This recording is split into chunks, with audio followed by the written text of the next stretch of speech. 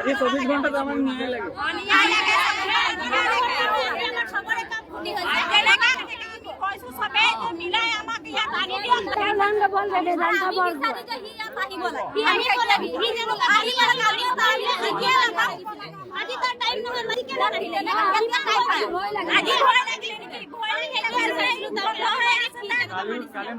আজি যোৱাকালি ইয়াত আমাৰ গেলেকী চাহ বাগিচাত যি ঘটনা হ'ল তাক আমি তীব্ৰ ভাষাৰে গৰিহণা জনাইছোঁ।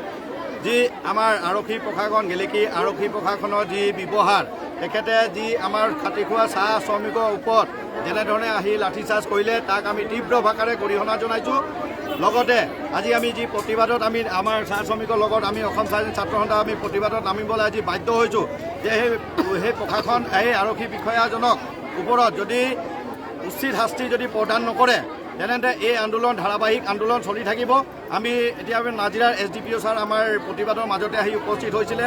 তেখেতক আমি দাবী জনাইছোঁ যে 24 ঘণ্টা অনাগত 24 ঘণ্টাৰ ভিতৰত যদি আমাৰ দাবীসমূহ পূৰণ নকৰে তেনেতে আমি সমূহ নাজিৰাত চাৰ্কুলত আমাৰ যিমান বাগিচা আছে সমূহ বাগিচা আমাৰ বন্ধ হ'ব আৰু আমাৰ চাহ শ্ৰমিক ৰাইজ আমি ৰাজপথত আহিবলৈ আমি বাধ্য হ'ম।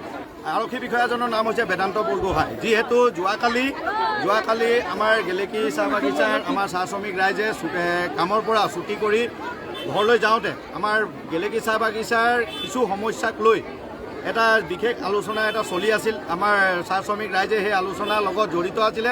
সেই সময়ত আমাৰ গেলেকী আৰক্ষী প্ৰশাসন বিষয়াজন আহি পেলানি উপস্থিত হৈ তাত উপস্থিত আছিলে।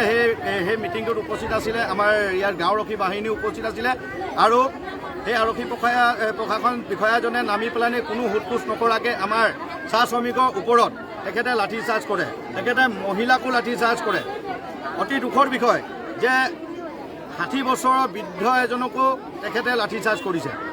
এই ঘটনাটোক আমি তীব্ৰ ভাষাৰে গৰিহণা জনাইছোঁ আৰু আমি অসম পুলিচক আমি জনাব বিচাৰিছোঁ, অসম প্ৰশাসনক, যদি আপোনালোকৰ পুলিচৰ এই দাদাগিৰি যদি আপোনালোকে বন্ধ নকৰে তো ইয়াত আপোনালোকে আমাৰ জনগোষ্ঠীটোৰ পৰা আপোনালোকে যি সন্মান পাব লাগে আপোনালোকে সেই সন্মান কেতিয়াও নাপায়। আমাৰ চাহ শ্ৰমিকৰ ওপৰত আপোনালোকে যি অত্যাচাৰ কৰিলে সেই অত্যাচাৰ আপোনালোকে বন্ধ কৰিব লাগিব, অন্যথা আপোনালোকে তীব্ৰ আন্দোলনৰ বাধা সন্মুখীন হ'বলৈ আপোনালোকে সাজু হৈ থাকক। যিটো দেখি পাইছোঁ, যোৱাকালি আমাৰ বাগানৰ চাহ শ্ৰমিক আই মাতৃসকলে কামৰ পৰা ঘৰলৈ উভতি গৈ থকা অৱস্থাত গেলেকী আৰক্ষী থানাৰ বিষয়ববীয়া এই বেদান্ত বৰগোহাঁই বুলি এজন SI আছে। তেখেতে আমাৰ চাহ শ্ৰমিক মহিলাসকলৰ ওপৰত বিনা দুখিত মানে আঘাতপ্ৰাপ্ত হয়। তো আমি এটা কথা আমি অসম চৰকাৰক আমি এটা কথা জানিব বিচাৰিছোঁ যে আমাৰ চাহ শ্ৰমিকসকলক তেখেতলোকে অধিকাৰ ক'ত পালে? যে আমাৰ চাহ শ্ৰমিক মানুহ নহয় বুলি তেখেতলোকে ভাবি আছে নেকি?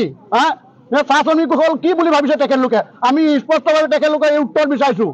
আৰু যদি আমাৰ আই মাতৃসকলে দুখে ভাগৰে 8 ঘণ্টা চৰম দান কৰি আহি থকা অৱস্থাত ৰাজপথত তেখেতলোকক কেলে খেদি সেইখিনি আমি মানে দুখ প্ৰকাশ কৰিছোঁ আৰু আমি ক্ষোভিত হৈ পেলাই আজি আমি অসম স্বাধীন ছাত্ৰ সন্থা আমাৰ SMS আৰু আমি সকলো ৰাইজে আজি আমাৰ গেলেকী চাহ বাগিচাত সকলো শ্ৰমিকে আজি নিজৰ কাম নকৰাকৈ চবে একত্ৰিত হৈ আজি আমি এই ন্যায় বিচাৰি আছোঁ।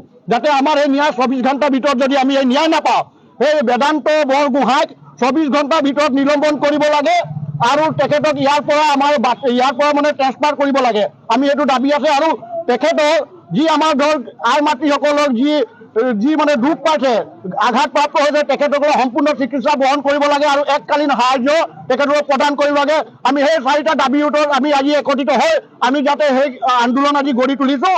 কিন্তু এতিয়া মোৰ ওচৰত প্ৰমাণ নাই, কিন্তু যদি দৰকাৰ হয় আমি এই বিষয়টো যদি আমি এতিয়া মানে প্ৰচাৰ মাধ্যমেৰে আমি ধৰ প্ৰেৰণ কৰিছোঁ, কিন্তু ইয়াৰ বিষয়টো যদি তদন্ত কৰে স্পষ্টভাৱে ওলাই পৰিব যে আজি ধৰ তেখেতে ধৰ এই ঘটনাটো লৈ পেলাই ধৰ এই গোটেই বস্তুখিনি ওলাই আহিছে তেখেতৰ মানুহ প্ৰতি কেনেকৈ ব্যৱহাৰ যিখিনি দুখীয়া মানুহ কিবা এটা বেপাৰ কৰি আছে তেখেতলোকৰ হওক বা আমাৰ চাহ শ্ৰমিক আই মাতৃসকলক মাৰপিট কৰিছে সেইটো কোনোভাৱে আমি মানি নলওঁ সেইটো কোনো প্ৰকাৰে ধৰ যিকোনো নহওক তেখেতলোকে কিবা